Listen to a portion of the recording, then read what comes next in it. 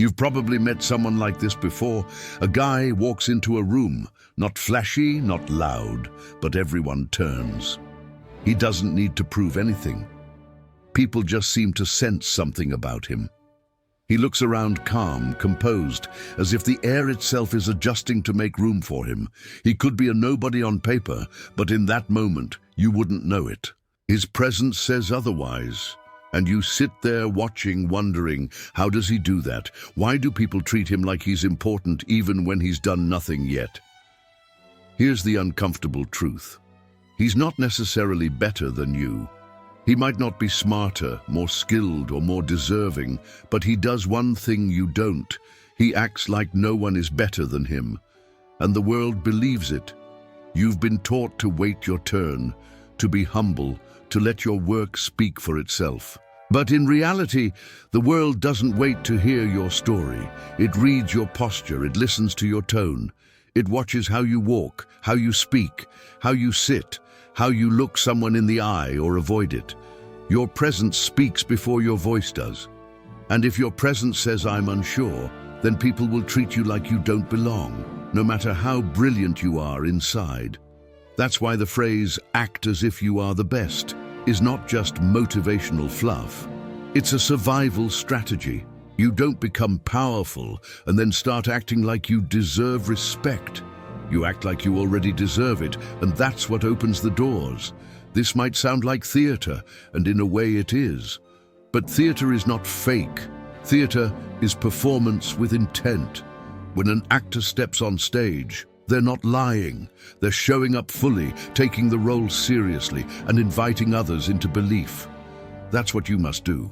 Because in the theater of life, those who hesitate to perform are given background roles, no matter how brilliant they are behind the scenes. You might think the world rewards skill. It doesn't. It rewards certainty. The man who walks with conviction gets listened to even when he's wrong. The man who hesitates even when he's right is often ignored. People follow energy, they follow clarity, they follow the one who seems like he knows. Confidence is not a prize you earn after you've won. It's the armor you wear before the fight begins. It's not the result of success, it's the condition for it. Think of the times you let opportunities pass because you didn't feel ready. Think of the conversations where you wanted to speak but doubted your right to say anything. Think of the times you worked harder than anyone else but were still passed over because someone else claimed the position with confidence while you waited for permission. This world doesn't hand out permission slips. It hands out rewards to those who act like they already belong at the table.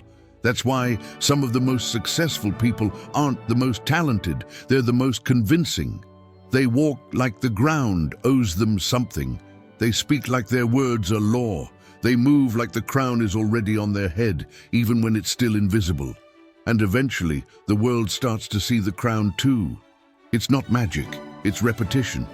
It's the discipline of showing up every day as the man you want to become, until you've repeated the image so many times that people stop questioning it. They just believe it. You might say, "But I'm not that confident yet." That's fine. You don't need to be. You just need to act like you are. Not to deceive others, but to retrain yourself. You're not pretending, you're becoming. You're shaping your presence like a sculptor-shaped stone. You carve, you polish, you adjust, and slowly the image becomes real. Every movement matters. How you enter a room, how you shake hands, how you listen, how you speak, it's all part of the signal you send. And that signal is not passive, it's active. It either pulls people in or pushes them away. It either says, "I am someone," or "You can ignore me." People don't dig deep. They respond to what's on the surface. Not because they're cruel, but because that's how we're wired. We don't have time to evaluate everyone's soul, so we go off cues. Body language, voice, eye contact, pace, posture, confidence. Subscribe to the channel for more insights into mastering your presence and influencing your reality. This is not about arrogance, it's about assumption. If you assume you are powerful, you will begin to walk like it, speak like it, look like it, and the world will slowly reflect that back to you. If you assume you are invisible, that you need to prove yourself first, that others are better than you, then you'll move accordingly. You'll shrink, you'll wait, you'll apologize for taking up space, and again the world will reflect that back to you. You are not just living in the world, you are projecting into it, and the world is responding to what you project, not to your potential, not to your truth, but to your signal. So act like you're the best, not to put others down, but to show yourself in the world that you finally understand what no one ever taught you. Power is not granted, it is assumed, and the one who dares to assume it wins. Have you ever wondered why some people, even when they have nothing truly remarkable to offer, still get all the attention? They walk into a meeting, offer a few vague ideas, and yet somehow everyone nods, listens, agrees. Meanwhile, someone else perhaps has spent hours thinking through the problem, refining solutions, preparing carefully, and still your words land softly and die in the air. It's not your intelligence that's lacking. It's not your preparation. It's the signal you send the moment you open your mouth, or even before. The world doesn't follow competence, it follows certainty. People crave something firm to believe in. And when you walk and speak, like you're absolutely sure of yourself, you become that anchor others are looking for, even if your ideas aren't perfect. Confidence, then, is not a reward. It's a requirement. If you want to lead, you cannot wait until you feel completely ready. You will never feel completely ready. No one does. That's the secret. The difference is those who rise choose to act like they're ready even when they're terrified inside. That's the lie that becomes the truth. Because every time you carry yourself like you're in control, people begin to believe it. They adjust themselves to your rhythm. They respond to the image you project, not the facts you carry. This is why you've seen average men lead exceptional teams. Why loud, overconfident voices take up all the space while the quiet genius remains a footnote. Because the world reflects what you are, what you broadcast, not what you contain. You can be brilliant, insightful, and strong. But if your behavior whispers hesitation, people won't dig deeper to find out what you're really made of. They'll take the hint and move on. That's why you must own the room before the room offers you permission. Walk in like you belong. Speak like you've already earned your place. Carry yourself like you've got nothing to prove, because the moment you try to prove something, you signal that you might not be as powerful as you claim. Even hesitation becomes a message, a delay in response, a nervous laugh, a hunched posture. These are tiny leaks of energy that signal to the room, I'm not sure of myself. And people feel that instantly. And because people are deeply wired to follow strength or what looks like strength, they begin to reposition you. They put you one rank lower. They take your suggestions with a grain of salt. They test your boundaries more freely. They question your opinions more often. Not because they want to hurt you, but because that's how the human brain operates. We trust what we can feel. We follow what we can sense. And confidence, true or performed, is one of the most powerful emotional signals in existence. It creates gravity. It draws people in. This is why you should never wait to be celebrated before you carry yourself like a winner.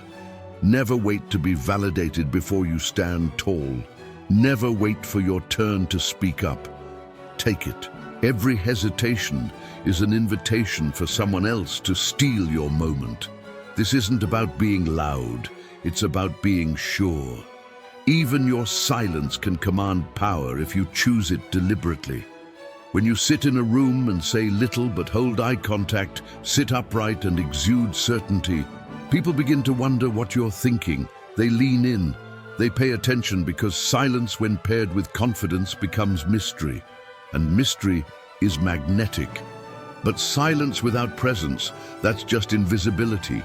You must learn the difference. When you walk into a space, your first task is not to explain yourself. It's to occupy it fully with your spine, your steps, your breath, your gaze, with your energy.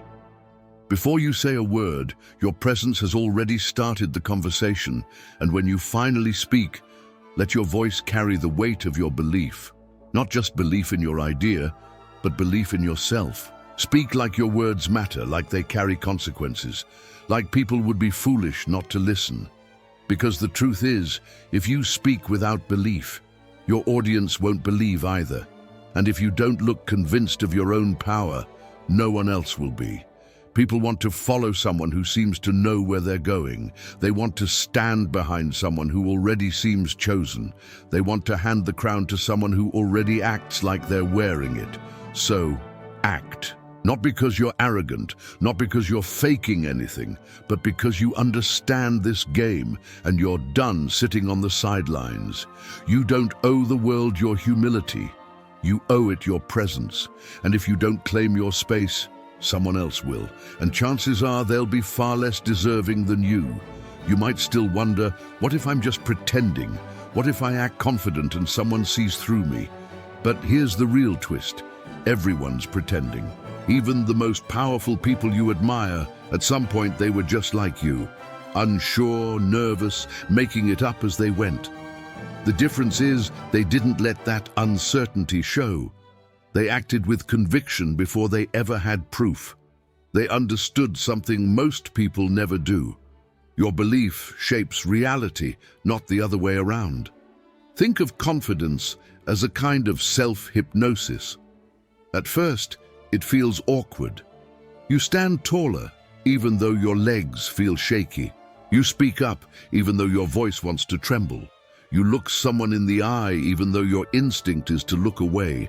But the more you repeat it, the more your body learns, the more your voice adapts, the more your energy catches up with your act. That's not deception. That's transformation. You are not lying to the world. You're teaching it how to treat you. And you're teaching yourself who you're becoming. Because every time you carry yourself like a man of value, you start to believe it. And once you believe it, others follow. This is how reputations are built, not on truth, but on consistency. The world doesn't reward the most talented, it rewards the most consistent signal. If you project the same image day after day, people eventually accept it. They stop questioning, they repeat it. And soon your myth becomes your identity. You've seen this in action. A man walks into a room with quiet certainty. He doesn't need to brag. He doesn't even need to talk much. But people make way for him. They defer to him. Why? Because he assumes power. And assumption is contagious. It spreads like scent. People feel it before they understand it. On the other hand, think about the man who walks in unsure of his place. He smiles too often. His body shrinks into itself. He tries to be agreeable to cause no discomfort, to take up as little space as possible. And what does the room do in response? It forgets him. It overlooks him. Not because he's not worthy, but because he told the room without saying a word, "You don't have to respect me."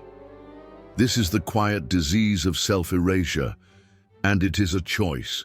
You can choose to shrink, to defer, to wait until someone tells you you're enough. Or you can choose to stand as if you already are. You don't need permission to start acting powerful.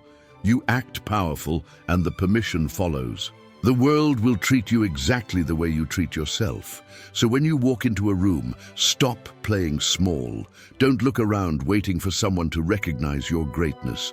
Walk like it's already understood. Speak like your words matter. Move like the room belongs to you, not because you want to dominate others, but because you finally refuse to disappear. People respect certainty, not perfection, not humility, not even skill. Certainty. You can be wrong and still lead. You can lack experience and still be trusted, as long as you carry yourself like someone who believes fully in who they are becoming. That's why confidence is not volume. It's not shouting or taking up space aggressively. It's presence. It's the quiet strength in your posture, the calm in your voice, the stillness in your eyes. It's moving slowly, deliberately, because you don't need to rush for approval. It's holding silence like a weapon. It's not needing to convince because you've already decided who you are. Others catch on fast. People want someone to follow, someone to trust, someone who carries belief like a flame and lights the way for others. And when they sense that energy in you, they start to organize around it, not because you force them to, but because they were waiting for someone like you to appear. So don't wait. Don't keep asking yourself if you're ready. Readiness is a myth. No one feels ready. The strongest people you know were just bold enough to act before they were certain. They jumped and learned to land on the way down. That's your job now. Not to perfect your image, but to choose it. Not to wait for proof, but to assume your role. Not to apologize for who you are, but to broadcast it with quiet force. Because if you don't, someone else will define you for you. And they'll write a version of your story that fits their narrative, not yours. That's the risk of silence. That's the cost of hesitation. You can either teach the world who you are, or you can let it label you based on how uncertain you seem. You've probably heard the saying, fake it till you make it. But that's not quite right. You're not faking anything.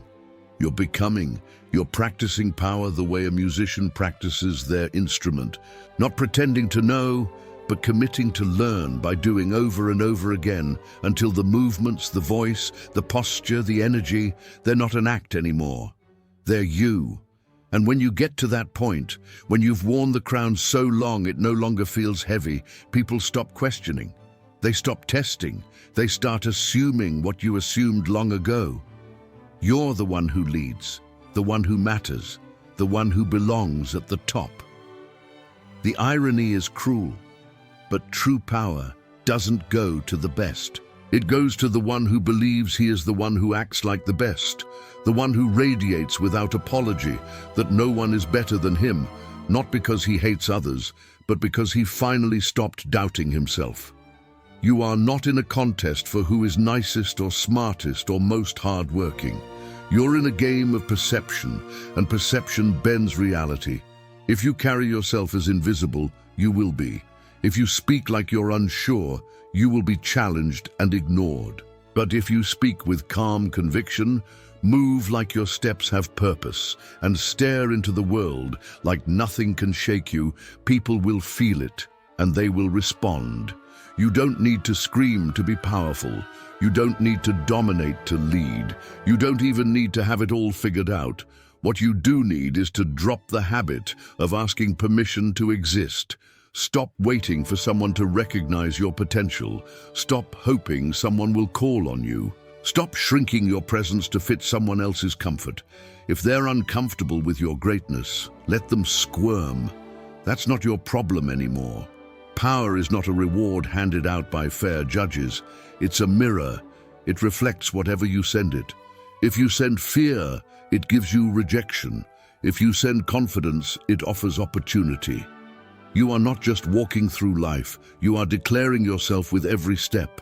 And every time you walk into a room, every time you speak, every time you choose to be silent or to act, you're sending a message. This is who I am. This is how I expect to be treated. So let me ask you, what have you been broadcasting? Have you been acting like a man who is still waiting to become good enough, or a man who already knows he is? Have you been walking like someone unsure of his worth, or someone who carries himself like the world owes him attention? Because that answer, more than your talent, your resume, or your intentions, is what determines how the world will treat you. If you assume you are a background character, the world will never cast you as the lead. If you act like your voice doesn't matter, people will stop listening. But if you assume you are necessary, if you move like you are valuable, then others will adapt to that energy. They will believe what you believe. Because confidence, when repeated with discipline, becomes truth. You may not control every situation. You may not always get the outcome you want, but you do control how you show up. And when you show up with certainty, people feel it. When you walk into a room and your presence speaks before you do something shifts, that shift is what separates the forgotten from the unforgettable, the sheep from the wolf, the one who waits from the one who decides. So here is the truth that ends all debate.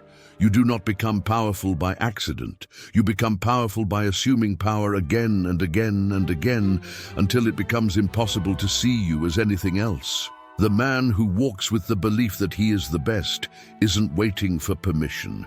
He isn't waiting for validation. He isn't waiting for the right time. He moves as if the game is already his.